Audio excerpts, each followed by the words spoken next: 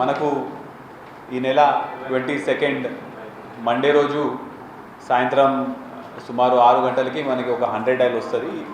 నల్గొండలో ఈ కాలనీలో బాగా స్మెల్ వస్తుందని చెప్పి మనము ఇమ్మటే మన వాళ్ళు వెళ్ళి రెస్పాండ్ అయ్యేసరికి చూస్తే ఒక 4 డెడ్ బాడీస్ మనకి ఆ ఇంట్లో దొరుకుతాయి.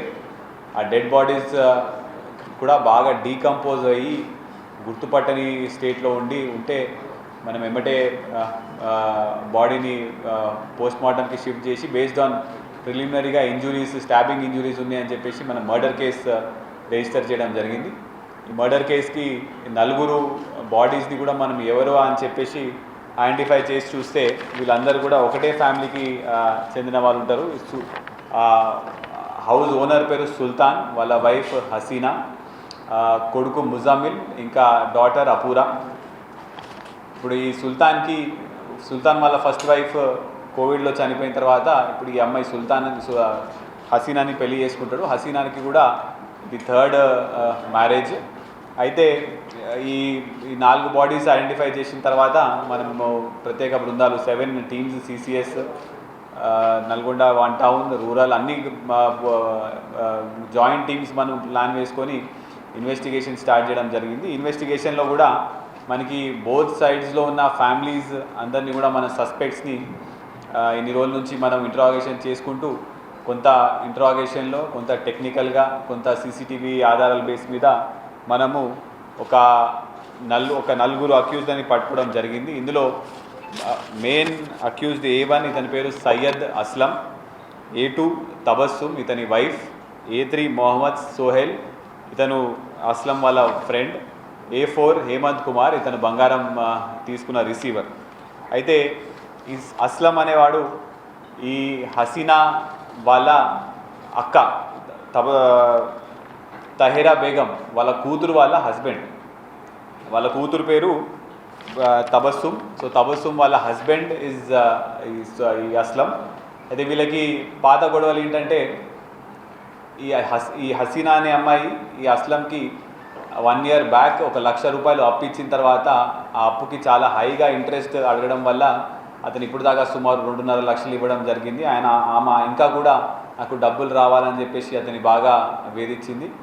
అదేవిధంగా వీళ్ళు ఈ అస్లం ఇంకా ఈ తబస్సుమ్ వీళ్ళ హైదరాబాద్లో క్యాబ్ డ్రైవర్గా పనిచేస్తారు. వీళ్ళకు కూడా ఆర్థికంగా బాగా ఇబ్బంది ఉండడం వల్ల వాళ్ళకు కూడా డబ్బులు చాలా అవసరం ఉండేది.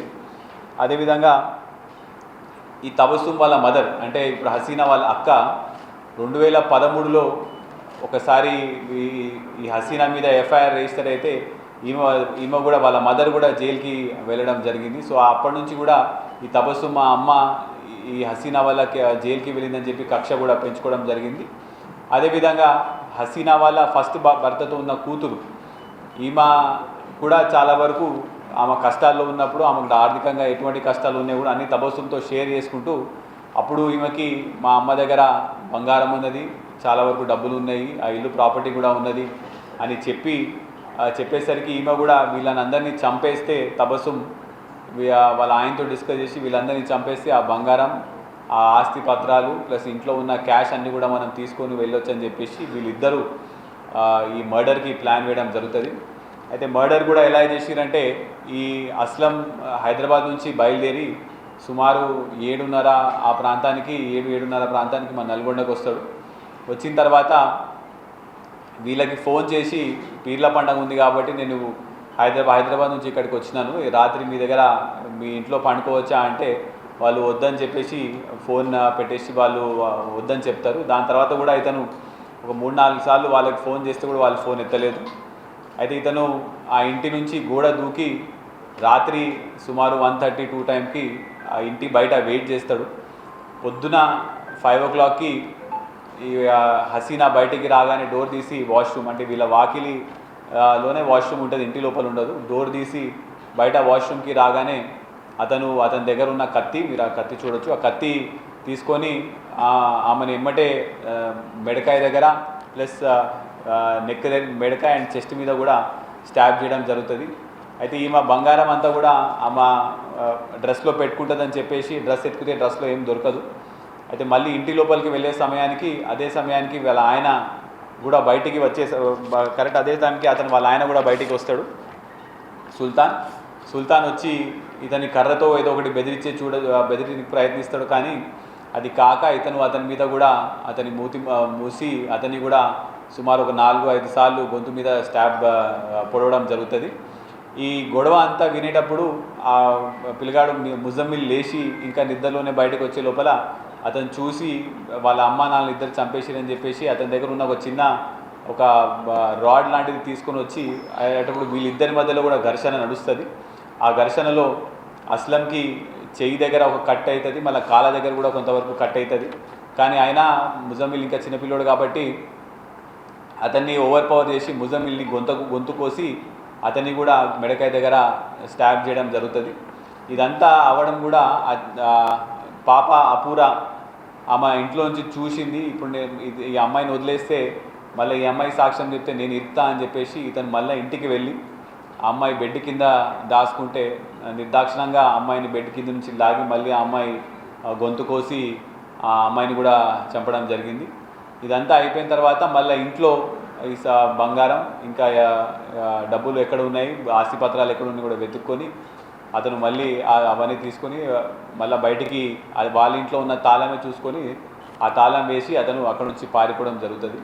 అయితే ఇదంతా కూడా పకడ్బందీగా ప్లాన్ వేసినాడు. ఎందుకంటే ప్రతిరోజు పొద్దున పూట వీళ్ళు ఏదో రకంగా మొగుడు పిల్లలు గొడవ పడతారని చెప్పేసి ఆ పొద్దున సమయంలో మనం చంపితే పక్కనున్న చుట్టుపక్కల వాళ్ళకి కూడా ఎటువంటి డౌట్ రాదు, వాళ్ళ ఇంట్లో ఏదో గొడవ పడుతున్నారని అనుకుంటారని చెప్పేసి ఇతను ప్లాన్ వేసి ఆ సుమారు 6:30 నుంచి 7 సమయంలో అతన్ని ఆ నలుగురిని చంపి అక్కడున్న ఆ బంగారం కూడా తీసుకొని వెళ్ళిపోతాడు. వెళ్ళిపోయిన తర్వాత ఇతని ఫ్రెండ్ సోహెల్ ఉంటాడు. సోహెల్కి కూడా ఇతను ఇట్లా చంపినా అని చెప్పి బంగారం అంతా కూడా మనం మార్చి దాని డబ్బులు తీసుకోవాలని చెప్పేసి అతనితో వాళ్ళిద్దరు కూడా కలిసి బంగారాన్ని మార్చి మళ్ళీ డబ్బులు తీసుకుంటారు. ఇప్పుడు మనము ఈ సోహెల్ ఈ అస్లం దగ్గర నుంచి ఈ కత్తి ప్లస్ ఆ రక్తమడుగు బట్టలు, ఈ బట్టలన్నీ కూడా అవుట్స్కట్స్లో పడేస్తాడు. ఈ బట్టలు కూడా మనం రికవర్ చేయడం జరిగింది. అదేవిధంగా ఈ బంగారం కూడా రికవర్ చేయడం జరిగింది. ఆ తబసుం దగ్గర నుంచి ఈ ఆస్తి పత్రాలు, బ్యాంక్ ఎఫ్డి ఇవన్నీ కూడా మనము రికవర్ చేయడం జరిగింది. ఇదంతా కూడా మళ్ళీ వీళ్ళు ఏదో రకంగా నలుగురు కూడా చనిపోతే నింద మొత్తం వాళ్ళ కూతురు మీదకి వస్తుంది, మేము ఎలాగో బయటపడిపోతాం అని చెప్పి కూడా వాళ్ళ ఆ కోణంలో కూడా ఆలోచించుకొని ఇదంతా మర్డర్ వాళ్ళు ప్లాన్ చేసి డబ్బుల కోసం ఈ నలుగురు ఫ్యామిలీ మెంబర్స్ని కూడా చంపడం జరిగింది.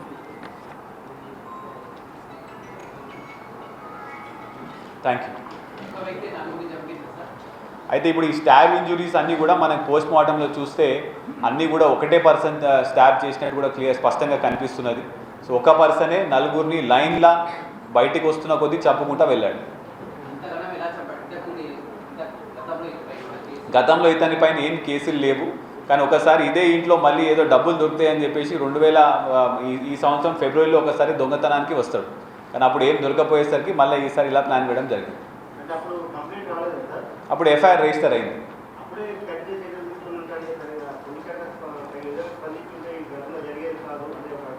అలా కూడా అనొచ్చు, but we are working on it.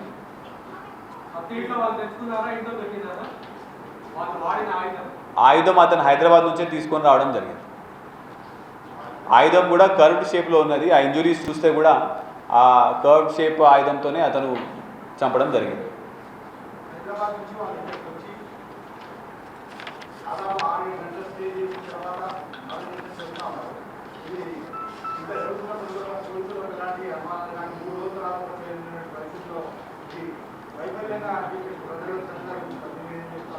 అయితే ఇది ప్రతిరోజు ఆ సమయానికి మొగుడు పిల్లలు కొట్లాడుకుంటారని చెప్పేసి ఉంది కాబట్టి నేబర్స్ కూడా ఎవరు కూడా ఇన్ఫర్మేషన్ ఇవ్వలేదండి. మనం దాని తర్వాత విచారణ ఇన్వెస్టిగేషన్ టేకప్ చేసిన తర్వాత కూడా మాకు నేబర్స్ నుంచి ఎటువంటి సహకారం దొరకలేదు.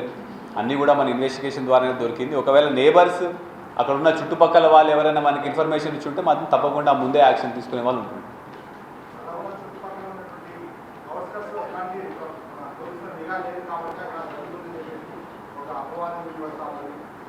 కాదండి, ఇది పర్సనల్ మర్డర్ అండి. దిస్ ఇస్ నాట్ రాబరీ కాదు కదా. ఇది వాళ్ళ పాత కక్షలు, వాళ్ళ ఫ్యామిలీతో కక్షలు ఉన్నాయి కాబట్టి ఇది మర్డర్ అయింది. ఎనీబడి ఎల్స్ వ్యవస్థ ఏం చేస్తున్నారు?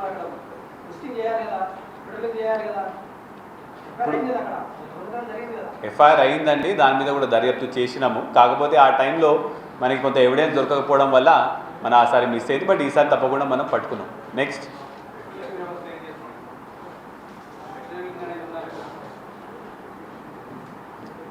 Anybody else?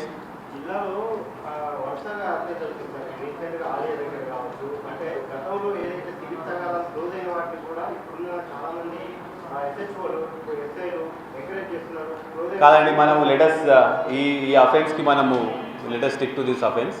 ఇప్పుడు ఈ అఫెన్స్ అనేది ఇది పర్సనల్ గ్రైడ్స్ ఉంది కాబట్టి అతని మర్డర్ జరగడం జరిగింది. అది కూడా నల్గొండ డిఎస్పీ గారి ఆధ్వర్యంలో అందరూ టీం మెంబర్స్ కూడా చాలా చక్కగా చాలా తొందరగా మనం ఈ అఫెన్స్ డిటెక్ట్ చేసినారు. So I congratulate all the team members also. Thank you very much.